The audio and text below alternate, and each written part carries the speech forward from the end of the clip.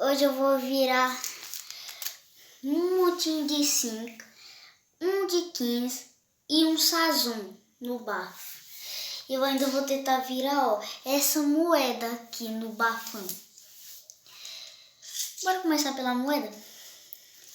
Deixa eu colocar esses aqui de lado. Eu vou tentar virar a moeda em cima do sazon.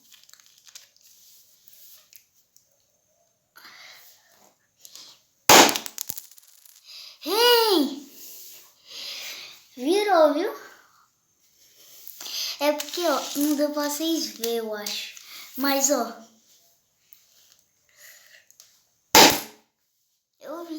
eu virei.